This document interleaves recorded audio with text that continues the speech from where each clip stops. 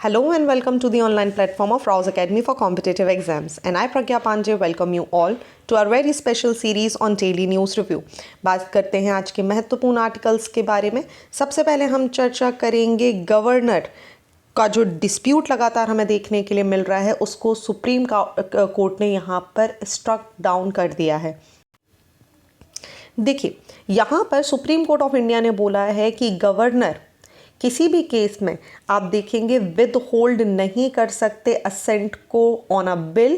They should either send it back to the state legislature, जितना जल्दी हो सके उतना जल्दी।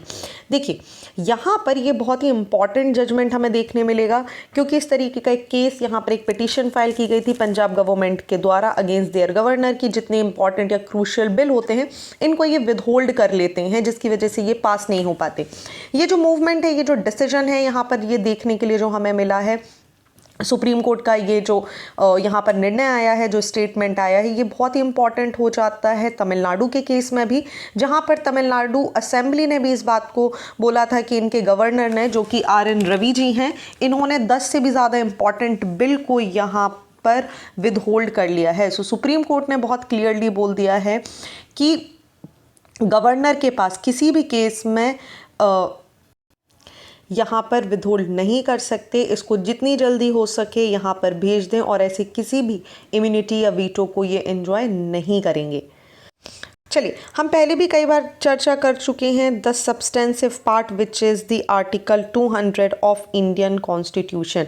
अगर हम आर्टिकल 200 की बात करें तो किसी भी राज्य की विधानसभा में अगर कोई भी विधेयक यहाँ पर पारित किया जाता है और उसको कंसेंट के लिए राज्यपाल के पास भेज दिया जाता है, तो वो या तो इस पर अपना कंसेंट दे सकते हैं या अपना कंसेंट विद होल्ड कर सकते हैं, या फिर प्रेसिडेंट के विचार करने के लिए विधेयक को आरक्षित कर रख सकते हैं। ओके, और इतनी जल्दी है कि आप एक चीज़ भी समझें कि सर्वोच्च न्यायालय बहुत क्लियरली बोल देता है हमारा सुप्रीम कोर्ट कि जब आर्टिकल 200 की बात की जाती है तो कई बार इसमें कन्फ्यूजन हो जाता है कि क्या सहमति करें या सहमति नहीं दें या सहमति पर रोक लग लें। ऐसे में सुप्रीम कोर्ट पहले भी क्लियर कर चुका है कि जो भी यहाँ पर कंसेंट है उसको देने के लिए यहाँ पर ज़्यादा वेट नहीं करना चाहिए, जितनी जल्दी हो सके उसे लौटा दें, अपने पास विदहोल्ड करके नहीं रखें। ठीक है, सो ये यहाँ पर बहुत क्लियरली डिफाइंड किया गया है and it is very important. चूँकि हम इसे पहले भी कई बार डिस्कस कर चुके हैं तो मैं इसको यहाँ पर क्रॉस करने वाली हूँ और हम सीधा चले जाएंगे हमारे वीटो पावर्स के बारे में। देखिए,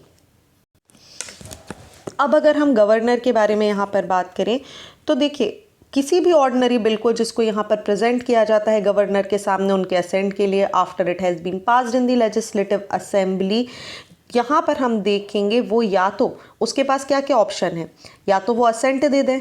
अगर असेंट दे देंगे तो ये पर्टिकुलर जो बिल यहाँ प्रस्तुत किया गया ये एक्ट बन जाएगा। अगर ये असेंट नहीं देते हैं और ये यहाँ पर समाप्त हो जाता है तो ये यहाँ पर एक्ट नहीं बन सकता, या फिर अगर वो चाहें तो इस बिल को ये वापस भेज सकते हैं रिकंसीडरेशन के लिए। If the bill is passed by the houses again with or without amendment and presented to a governor for his signature, तो यहाँ पर आप समझिए अगर इन्होंने इसको लौटाया है, अगर इन्होंने बोला है कि भाई देखिए इस पर रिकंसीडर करिए, विचार करिए, वो अपना यहाँ पर ओपिनियन दे सकते हैं कि क्या चेंजेस की आवश्यकता है, लेकिन उनके ओपिनियन को मानना या नहीं मानना ये यहाँ पर आपकी लेजिस्लेटिव असेंबली की जिम्मेदारी है। और अगर यहाँ पर ये फिर से पास हो जाता है और गवर्नर के पास असेंट के लिए जाता है तो यहाँ पर गवर्नर को इस पर सिग्नेचर करने ही होंगे।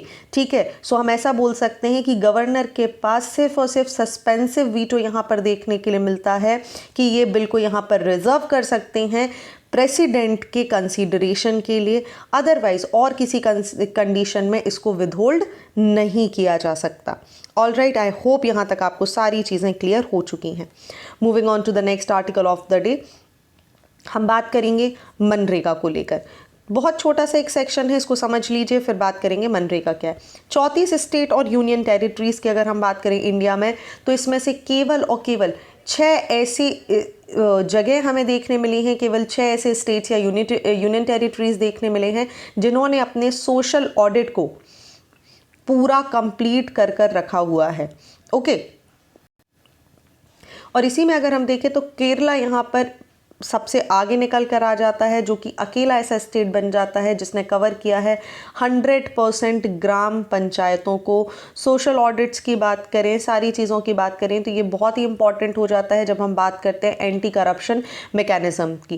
करंट स्टेटस के हिसाब से अगर हम देखें तो बहुत ज़्यादा करप्शन हमें मनरेगाज में देखने के लिए मिल रहा है, और इसी की वजह से सोशल ऑडिट को आइडेंटिफाई किया गया एक एंटी करप्शन मैकेनिज्म एक्ट के तहत।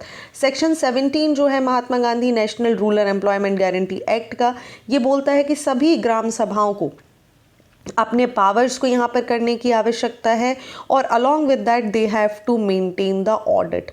और ऐसे में केवल और केवल 6 ऐसी ग्राम पंचायतें निकली हैं जिन्होंने अपना 50% या उससे ज़्यादा ऑडिट किया हुआ है, और केवल केरला एक ऐसी जगह है जिसने कंप्लीट 100% ऑडिट अपना किया हुआ है। बिहार की बात करें तो 64.4%, गुजरात में 58%, जम्मू कश्मीर 64%, उड़ीसा 60%, यूपी 54.97% हमें देखने के लिए मिलेंगे जिन्होंने 50% के मार्क को क्रॉस किया हुआ है। वहीं अगर हम देखें तेलंगाना 40%, हिमाचल प्रदेश 45%, आंध्र प्रदेश 49% की कैटेगरी में आ जाते हैं। ये यहाँ पर बहुत ही ज़्यादा इम्पॉर्टेंट सेक्शन है। चलिए बात कर लेते हैं हम मनरेगा के बारे में। What is this Mahatma Gandhi national rural employment guarantee scheme. MNREGA की बात करें तो इसे 2 फरवरी 2006 को लॉन्च किया गया था। मिनिस्ट्री ऑफ रूरल डेवलपमेंट इसके लिए रिस्पॉन्सिबल है मनरेगा को लॉन्च करने के लिए। मनरेगा का मुख्य उद्देश्य था जितने भी हमारे रूरल सेक्टर के लोग हैं, मार्जिनल लोग हैं, इनको 100 दिन का एम्प्लॉयमेंट, पेड एम्प्लॉयमेंट यहाँ पर प्रोवाइड करवाना। प्रत्येक फाइनेंशियल ईयर में, प्रत्येक रूरल हाउस होल्ड में, प्रत्येक एडल्ट मेंबर्स को जो भी यहाँ पर अनस्किल्ड मैनुअल वर्क करने में इंटरेस्टेड है। ओके, बजट की बात करें तो यहाँ पर एक डिमांड ड्रिवन कॉन्सेप्ट हमें देखने के लिए मिल जाता है। इसका फंड यूजुअली रिलीज किया जाता है as on the actual demand which is generated by the rural household. Employment guarantee scheme है ये अपने आप में, दैट मीन्स ये 100 दिन का वेज एम्प्लॉयमेंट यहाँ पर प्रोवाइड करती है प्रत्येक परिवार में इन एवरी फाइनेंशियल ईयर। देखिए, कोई भी जो एप्लीकेंट है, सपोज एक एप्लीकेंट है, इन्होंने यहाँ पर अप्लाई किया मनरेगा में जॉब के लिए, तो 5 किलोमीटर के रेडियस में ही पहली बात तो इनको जॉब दी जाएगी, अनस्किल्ड लेबर यहाँ पर करवाया जाएगा। और दूसरी बात, सपोज ये यहाँ पर 1 तारीख को एप्लीकेशन देते हैं तो विद इन 15 डेज यहाँ पर इनको यहाँ पर एम्प्लॉयमेंट प्रोवाइड करवाना होगा। अगर ऐसा करने में हम अक्षम रह जाते हैं तो अनएम्प्लॉयमेंट अलाउंस भी देना होगा। ओके, लीगल गारंटी है, इसीलिए आप देखिए इसके साथ यहाँ पर केसेस भी हमें देखने के लिए मिल जाते हैं। विमेन पार्टिसिपेशन को प्रमोट करने के लिए, सोशल इंक्लूजन के लिए, एक डिसेंट्रलाइज प्लानिंग को इम्प्लीमेंट करने के लिए हम देखेंगे मनरेगा को यहाँ पर लॉन्च किया गया था। चलिए बात करते हैं अगले आर्टिकल की, बहुत ही इंपॉर्टेंट है। फातिमा बीवी जो कि पहली विमेन जज हैं सुप्रीम कोर्ट की, इनके बारे में हम यहाँ पर बात करते हैं। अब इम्पॉर्टेंस क्यों हो जाती है, देखिए जहाँ ये पहली विमेन जज बनती हैं सुप्रीम कोर्ट की, इसी के साथ ये पहली मुस्लिम विमेन जज भी बन जाती हैं सुप्रीम कोर्ट की। इनकी यहाँ पर मृत्यु हो चुकी है 96 एज में, केरला कोल्लम में। इम्पॉर्टेंस क्यों है, देखिए 1927 में इनका जन्म हुआ था। अपने 8 भाई बहनों में ये सबसे बड़ी थी। एक इनकी अगर हम फैमिली की बात करें तो देखिए यहाँ पर डॉटर्स को एजुकेशन देना कहीं ना कहीं सोसाइटल नॉर्म्स के अगेंस्ट था। Then finally she decided to took up the law. इन्होंने यहाँ पर लॉ को कंप्लीट किया, पोस्ट ग्रेजुएशन किया अपना केमिस्ट्री में। और यहीं पर जो हमारी अन्ना चांडी हैं, अगर आपको याद होगा, जो पहली जुडिशियल ऑफिसर थी ट्रावनकोर की, उनसे ये बहुत ज़्यादा इंस्पायर होंगी। बहुत सारे ऐसे बैरियर्स हैं जिनको ये क्रॉस करेंगी, ग्रेजुएट होंगी। आप एक चीज़ और समझिए, इनको गोल्ड मेडल मिला था 1950 में, and she becomes the first women law graduate जिसको गोल्ड मेडल दिया गया था from the bar council of India. आगे अगर हम बात करें तो यहाँ पर इन्होंने बहुत ज़्यादा नाम कमाया। अपने लीगल करियर की बात करें तो she started her legal career as a junior advocate in Kollam district, और इसके बाद बहुत सारे ऑर्थोडॉक्स एलिमेंट को क्रॉस करते हुए आप देखेंगे ये जुडिशियल सर्विसेज मुनसिफ 1958 में यहाँ पर इन्होंने रैंक होल्ड करी एग्ज़ाम क्रैक करके। साथ ही इन्होंने आप देखेंगे डिस्ट्रिक्ट सेशन जज का एग्ज़ाम यहाँ पर पास किया 1974 में, और यहाँ पर ये आपको जज देखने के लिए मिल जाएंगी। सो इनके करियर की शुरुआत करें तो केरला हाई कोर्ट में 1983 से जहाँ इनका करियर शुरू हुआ था वो करियर पहुँचा सुप्रीम कोर्ट तक 1989 में। ओके, सुप्रीम कोर्ट में शी एडवोकेटेड फॉर इक्विटी की बात करी। साथ ही जितने भी बहुत सारे केसेस थे रिजर्वेशन से लेकर कॉन्स्टिट्यूशनल सेफगार्ड से लेकर आर्बिट्री अथॉरिटीज़ जो स्टेट की होती हैं उनको लेकर यहाँ पर बात इन्होंने करी।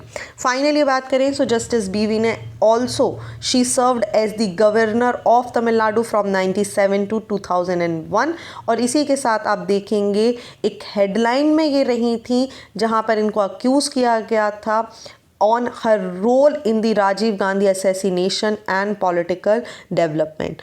चलिए, तो ये था इतना पूरा का पूरा आर्टिकल फातिमा बीवी के बारे में। आई होप यहाँ तक आपको सारी चीज़ें क्लियर हो चुकी हैं। Moving on to the next article of the day, L&T Finances signs financial pact with Asian Development Bank for $125 million ताकि रूरल बोरोअर्स को सपोर्ट किया जा सके।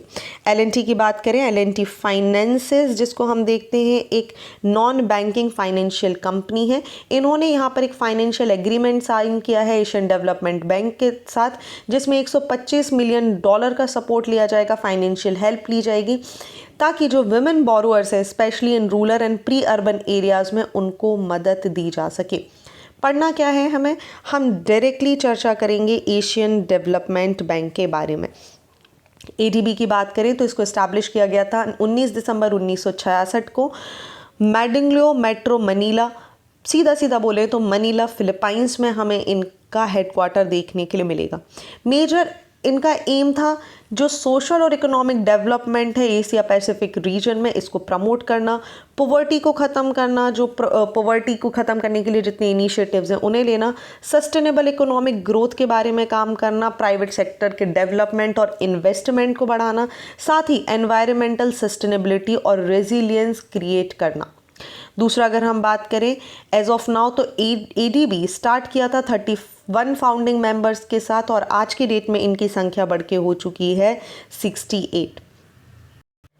वहीं अगर हम मेंबर्स की बात करें तो आप याद रखेंगे मेंबर्स में कंप्राइज होते हैं United nation economic and social commission for Asia and the Pacific और non reason developed country.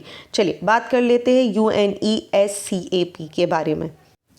United nation economic and social commission for Asia and Pacific की बात करें, एक रीजनल कमीशन है यूनाइटेड नेशन का जिसका मुख्य उद्देश्य है एशिया पैसिफिक रीजन में डेवलपमेंट करना। इसको 28 दिसंबर 1947 को इस्टेब्लिश किया गया था। हेडक्वार्टर की बात करें तो हमें थाईलैंड में देखने मिलेगा। 9 एसोसिएट मेंबर्स इसके हमें देखने मिल जाएंगे। 53 मेंबर कंट्री और 9 एसोसिएट मेंबर्स के साथ आप देखेंगे तो ये regional cooperation, integration, sustainable development और इकोनॉमिक एंड सोशल ग्रोथ के लिए एशिया पैसिफिक रीजन में काम करता है। चलिए बात करते हैं अगले आर्टिकल के बारे में। बात की जा रही है कि इंडिया को एफडीआई का जो ट्रेंड है उस पर एक खासा ध्यान देने की आवश्यकता है। क्यों, इसको चर्चा करते हैं।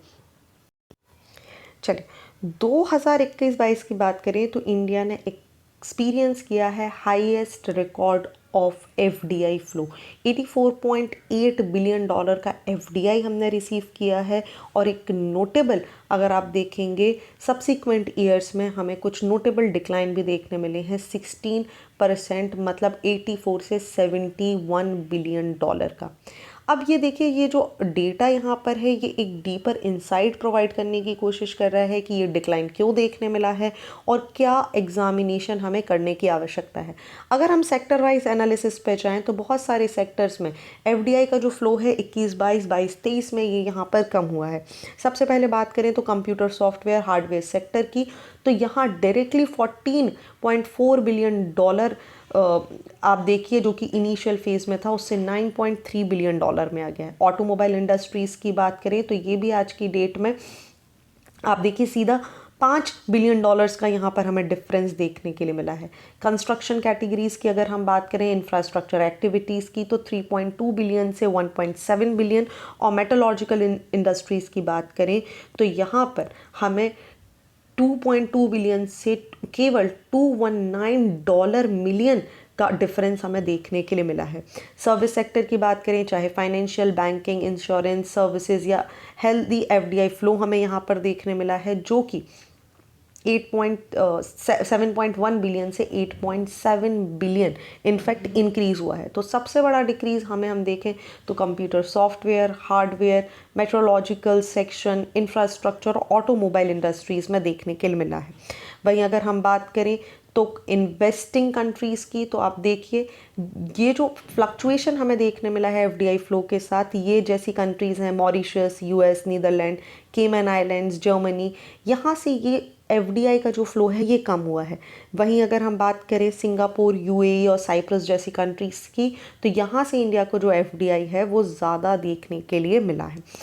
क्यों इम्पॉर्टेंट है? देखिए, इंडिया का जो एक सबसे बड़ा बेनिफिट है वो है चाइना के अगेंस्ट खड़े होना।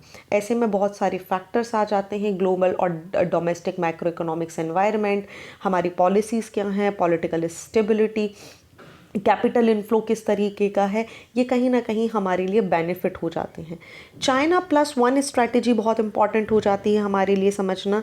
देखिए, चाइना प्लस वन स्ट्रैटेजी की अगर हम बात करें तो ये एक तरीके के बिजनेस अप्रोच हैं जिन्हें कंपनीज़ के द्वारा अपनाया जाता है। ऐसी कंपनीज़ जो चाइना के बाहर भी अपनी मैन्युफैक्चरिंग एक्टिविटीज़ को कंडक्ट करना चाहते हैं।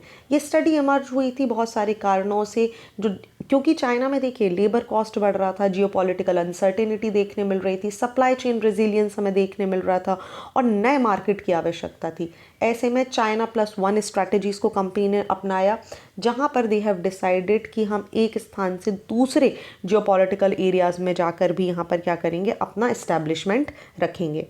चलिए समझते हैं हम एफडीआई के बारे में। देखिए, एफडीआई के बारे में जब भी हम बात करते हैं, आपको पता है it stands for foreign direct investment.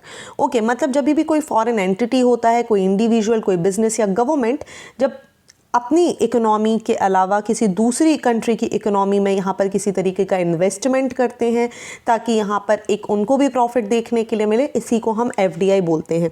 ये जो लास्टिंग इंटरेस्ट होते हैं, यूजुअली यहाँ पर एक सिग्निफिकेंट इन्फ्लुएंस हमें देखने मिलता है, जहाँ पर मैनेजमेंट का कंट्रोल, ऑपरेशंस, बिजनेस एंटरप्राइजेस जो होस्ट कंट्री होती है उसके ही पास होता है।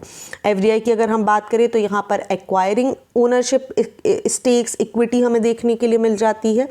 वहीं पर इन एक्टिविटीज़ के थ्रू आप देखेंगे मर्जर या एक्विजिशन के थ्रू, कई बार जॉइंट वेंचर के थ्रू एफडीआईज हमें देखने के लिए मिलती हैं। इंपॉर्टेंस क्यों हो जाता है? देखिए, टेक्नोलॉजी ट्रांसफ़र देखने के लिए मिलता है जब मल्टीनेशनल कोऑपरेशन कंपनीज हमारे पास आती हैं। कैपिटल इनफ्लो बढ़ जाता है, प्रोडक्टिविटी इंक्रीज होती है, along with that employment generation होता है। एक ग्लोबल इंटीग्रेशन और डाइवर्सिफिकेशन भी हमें देखने के लिए मिलता है। चलिए आगे बढ़ते हैं अगले आर्टिकल की तरफ। Question is investor risk reduction access एक प्लेटफॉर्म है जिसको इंट्रोड्यूस किया गया है ताकि ये एक सेफ्टी नेट की तरह काम करे सारे इन्वेस्टर के लिए।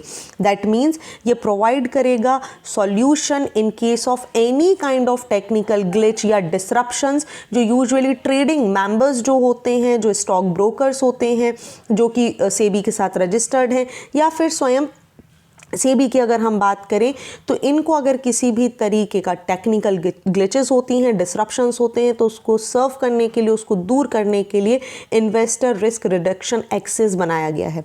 इसकी अगर हम बात करें तो ये एक जॉइंट वेंचर हमें देखने मिलेगा बाय मेजर स्टॉक एक्सचेंजेस, जिसमें BSE, NEC, NCDEX, MCX, MSE, IRR जैसे बड़े बड़े प्लेटफॉर्म इसका पार्ट बन जाएंगे। इंपॉर्टेंस क्यों हो जाता है, पर्पस क्या है? देखिए, सेबी के जो चेयरपर्सन है, पहले तो आप याद रखेंगे बहुत इंपॉर्टेंट हो जाते हैं, मधाबी पुरी बुच। इन्होंने यहाँ पर IRRA प्लेटफॉर्म को लॉन्च किया है और मुख्य काम था कि जो रिस्क है, इन्वेस्टर पार्टिसिपेटिंग रिस्क जो यहाँ पर देखने मिलता है, इसको कम किया जा सके। अब देखिए, इस प्लेटफॉर्म का कहीं से कहीं तक उद्देश्य नहीं है कि नई पोजीशन या ऑर्डर्स को यहाँ पर लेकर आना, बट ऑलरेडी जो पेंडिंग चीज़ें यहाँ पर हैं, जो डिसरप्शन कॉज हो चुके हैं, जो टेक्निकल ग्लिचेस हमें देखने के लिए मिल रहे हैं, उनको यहाँ पर दूर करना इसका मुख्य उद्देश्य है।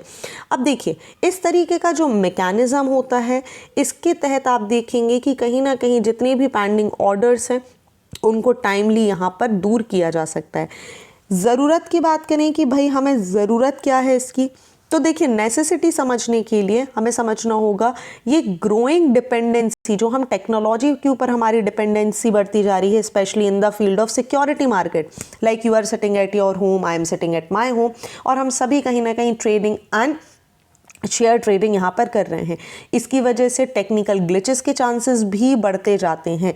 ये जो ग्लिचेस होते हैं यहाँ पर देखिए, ये बहुत टाइमली होते हैं और इसकी वजह से जो ट्रेडिंग सर्विसेज हैं वो बहुत ज़्यादा डिस्टर्प्ट हो जाती हैं। परिणाम क्या होता है, जो इन्वेस्टर्स हैं वो ओपन पोजीशंस के साथ यहाँ पर रह जाते हैं, नॉट अवेलेबल एवेन्यूज़ उनको देखने के लिए मिल जाता है। वहीं एक तरीके का चैलेंज बन जाता है ये सेबी के सामने जब इनको दूर करना पड़ता है। सो ये जो प्लेटफॉर्म है इसको यहाँ पर सेबी के साथ अलाइन करके बनाया गया है ताकि इन्वेस्टर्स प्रोटेक्शन दिया जा सके, ताकि जितने भी ट्रेडिंग मेंबर्स हैं वो IRA प्लेटफॉर्म पे जितने भी टेक्निकल ग्लिचेस हैं उनको यहाँ पर बता सकें और उनका इमीडिएट रिजोल्यूशन आपको यहाँ पर देखने के लिए मिले। चलिए आगे बढ़ते हैं, लेकिन उसके पहले आप सभी के लिए एक क्वेश्चन है। आप मुझे बताएंगे SBI को कब इस्टेब्लिश किया गया था। Okay, in comment section you have to write the date as well as the year. साथ ही आप मुझे बताएंगे कि ये किस तरीके की बॉडी है, whether it is a government or autonomous or statutory, you will tell me in the comment section. चलिए moving on to the next article of the day, and we'll be talking about how farm fires are counted. क्यों बात कर रहे हैं इसके बारे में, देखिए अभी फार्म फायर्स का सीज़न चल रहा है जो कि ख़त्म हुआ है विद बी 55,725 फायर्स यहाँ पर रिकॉर्ड की गई हैं पिछले 6 महीने में नॉर्थ इंडिया के नॉर्थ इंडिया के स्टेट्स के अंदर 15 सितंबर से लेकर नवंबर 2023 तक। सैटेलाइट मॉनिटरिंग के थ्रू ये पूरा का पूरा डेटा जो है यहाँ पर कैप्चर किया गया है। चलिए बात करते हैं इस डेटा को कलेक्ट करने के बारे में। तो इंडिया के 6 स्टेट्स की अगर हम बात करें, Punjab, Haryana, Uttar Pradesh, along with that Delhi, Rajasthan and Madhya Pradesh, total 55,725 farm fires यहाँ पर रिकॉर्ड किए गए हैं सितंबर 15 से लेकर नवंबर 23 तक। अगर हम बात करें तो इसमें से 36,323 फायर्स हमें अकेले पंजाब में देखने मिले हैं। वहीं पर सिंगल डे में अगर हम बात करें तो किसी भी सीज़न में सबसे ज़्यादा फायर रिकॉर्ड भी पंजाब में ही देखने के लिए मिले हैं। कारण आपको पता है, सटल बर्निंग जो कि पंजाब में यूजुअली हमें देखने के लिए मिलती है। बात की जाए कि भाई ये डेटा कौन कलेक्ट करता है, तो हमेशा याद रखेंगे IARI which is the Indian agriculture research institution अगर हम बात करें, जो कि कंसोर्टियम है रिसर्च और एग्रो इकोसिस्टम मॉनिटरिंग, मॉडलिंग और स्पेसिंग के लिए। यहाँ पर ये पूरे के पूरे डेटा को कवर करते हैं। नेक्स्ट अगर हम बात करें कि भाई डेटा कलेक्ट किस तरीके से किया जाता है, तो देखिए 3 सेंसर यहाँ पर लगाए जाते हैं, 3 डिफरेंट सैटेलाइट्स का यूज़ किया जाता है। एक एक करके समझते चलिए, बहुत ही इंपॉर्टेंट है ये सारी की सारी टर्मोलॉजी। सबसे पहले अगर हम बात करें तो it is the VIIRS a board जिसको लगाया जाता है। दूसरा हमें देखने मिलता है Xiaomi NPP satellite and 2 called MODIS aboard the Terra and the Aqua satellite। ये सारी मिलकर यहाँ पर रिकॉर्ड करते हैं लैंड सरफेस टेम्परेचर को। सारी सैटेलाइट्स की अगर हम बात करें तो ये यहाँ पर इंडियन सबकॉन्टिनेंट को 24 घंटे में 2 बार ये सर्कुलेट करते हैं। टेरा की बात करें तो 10 to 10:30 के बीच में। इस तरीके से अलग अलग टाइम पर ये हमारा रिजोल्यूशन करते हैं और इसी के साथ ये स्कैन करते हैं और कवर करते हैं areas from the somewhere near Indian ocean से लेके अगर हम बात करें to Ladakh in around 13 to 15 minutes. पिछले 5 सालों से देखें तो इन्हीं डेटास का यहाँ पर इस्तेमाल किया जा रहा है, जिससे हमें पता चलता है कि किस तरीके का जो एनवायरनमेंट है उसमें क्या सिचुएशन देखने के लिए मिल रही है। नाउ द क्वेश्चंस कम कि क्या कोई प्रोटोकॉल्स यहाँ पर फॉलो करने जाते हैं, तो यस, IARI रिसीव करता है सैटेलाइट डेटा अपने खुद के ग्राउंड स्टेशन पे और नेशनल रिमोट सेंसिंग सेंटर के द्वारा। यहाँ पर अगर हम बात करें तो ये पूरे के पूरा जो डेटा है यहाँ पर इसको ध्यान में रखा जाता है एयर क्वालिटी मैनेजमेंट इंडेक्स को ध्यान में रखते हुए, और इन सारे डेटास को रिकलेक्ट करा जाता है। साथ ही अगर हम बात करें कि पेडिफायर्स को कैसे आइडेंटिफाई किया जाता है, तो इट इज़ वेरी क्रूशियल यहाँ पे अगर देखा जाए। सो इसको आइडेंटिफाई करने के लिए सबसे पहले उन एरियाज़ को आइडेंटिफाई कर लिया जाता है जहाँ पर पैडी क्रॉप्स को लगाया जाता है। लाइक फॉरेस्ट फायर कौन सी है, नॉर्मल फायर कौन सी है, पैडी क्रॉप्स के थ्रू क्या फायर्स हमें देखने मिल रही हैं, इनको तभी आइडेंटिफाई किया जा सकता है जब पैडी कल्टीवेशन के जो एरियाज़ हैं उनकी मैपिंग हमारे पास हो। पैडी की अगर हम बात करें तो इसका एक डिफरेंट रिफ्लेक्टेंस सिग्नेचर होता है, लाइक यहाँ पर कि कितनी ज़्यादा लाइट यहाँ पर रिफ्लेक्ट हो रही है from the surface, and we see that signature over time. Paddy की अगर हम बात करें तो usually it has a background of water, तो इसके सिग्नेचर की बात करें तो ये डिफरेंट हो जाता है दूसरी क्रॉप से, लाइक शुगर केन या मेज से, और इसी के आधार पर जो धुआं हमें देखने के लिए मिलता है, जो इसका लाइट रिफ्लेक्शन हमें देखने के लिए मिलता है, आइडेंटिफाई किया जाता है कि भाई ये पैडी के थ्रू हमें फायर देखने के लिए मिल रहा है या किसी दूसरे तरीके से।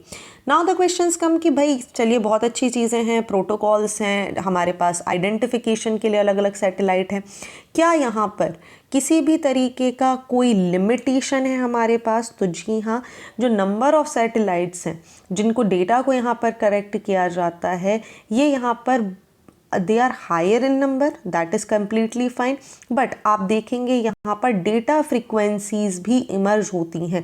क्लाइमेटिक कंडीशन भी कई बार क्या करती हैं, जो सेंसर हैं, जो इंफ्रारेड हैं, जो थर्मोमीटर है, इतने डिस्टेंस पे आप देखेंगे वेपर क्लाउड्स की मदद से यहाँ पर डेटा थोड़ा सा हैम्पर हो जाता है। कई बार इन्हीं चीज़ों की वजह से हम देखेंगे तो डेटा डिले देखने के लिए मिलता है, और ये डिले डेटा जब सैटेलाइट्स तक पहुँचता है तो सैटेलाइट्स इनको एक जो रिज़ल्ट है, जो अप्रोप्रिएट रिज़ल्ट है, वो हमारे पास नहीं आ पाता। तो ये कुछ लिमिटेशंस हैं जो हमें यहाँ पर देखने के लिए मिलती हैं। चलिए, तो ये थे आज के इम्पॉर्टेंट आर्टिकल। आई होप आपको सारी चीज़ें क्लियर हो चुकी हैं। अगर आप इस पूरे डिस्कशन का PDF डाउनलोड करना चाहते हैं तो आप हमारी वेबसाइट rousacademy.in पर जाके करंट अफेयर्स सेक्शन में इसको डाउनलोड कर सकते हैं। साथ ही आप हमारे टेलीग्राम चैनल, जिनका लिंक आपको यहाँ पर कमेंट सेक्शन में मिल जाएगा, उस पर जाकर भी उसको ज्वाइन कर सकते हैं, जहाँ पर आपको डेली करंट अफेयर्स का जो डिस्कशन होता है, MCQs होते हैं, ये हर दिन अपलोड किए जाते हैं। तो आज के मेंस क्वेश्चंस के बारे में बात करेंगे।